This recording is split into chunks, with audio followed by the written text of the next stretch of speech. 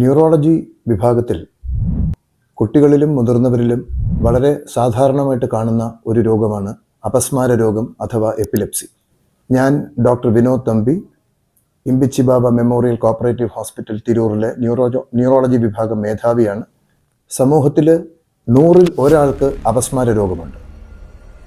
ജന്മന തലച്ചോറിൻ്റെ വളർച്ചയെ ബാധിക്കുന്ന രോഗങ്ങൾ കുട്ടികളിൽ വരുമ്പോൾ അത് അപസ്മാരമായിട്ട് രൂപാന്തരപ്പെടും. അതുപോലെ കുട്ടികളിലും മുതിർന്നവരിലും രക്തത്തിലെ ചില ധാതുക്കളുടെ വ്യത്യാസം കാരണം, സോഡിയം, പൊട്ടാസ്യം, കാൽസ്യം, മഗ്നീഷ്യം തുടങ്ങിയ കെമിക്കൽസിൻ്റെ വേരിയേഷൻ കാരണം പല രീതിയിലുള്ള അപസ്മാരങ്ങൾ വരും.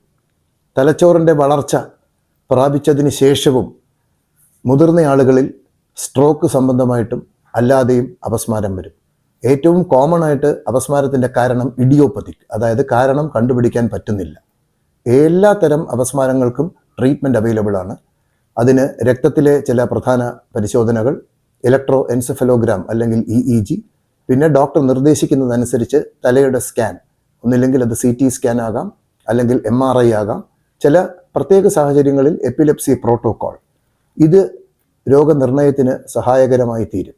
അതിനുശേഷം ആണ് ന്യൂറോളജിസ്റ്റ് എത്ര നാൾ ഈ രോഗത്തിന് ചികിത്സ വേണം, 1 വർഷം മതിയോ, 2 മുതൽ 3 വർഷം മതിയോ, ചില രോഗികൾക്ക് ആജീവനാന്തവും മരുന്ന് കൊടുക്കേണ്ടി വരും. കുട്ടികളിൽ ഓട്ടിസം, ഹൈപ്പർ ആക്റ്റീവ് ഡിസോർഡർ, അതുപോലെയുള്ള മറ്റ് രോഗങ്ങളോട് അനുബന്ധമായിട്ടും എപ്പിലെപ്സി വരാം. അപ്പോൾ കൃത്യമായിട്ടുള്ള രോഗ നിവാരണത്തിന് വേണ്ടിയിട്ട് ജീവിതശൈലിയിൽ റിസ്ക് ഉള്ള സ്ഥലങ്ങളിൽ അപസ്മാര രോഗമുള്ള ആളുകൾ യാത്ര ചെയ്യരുത്.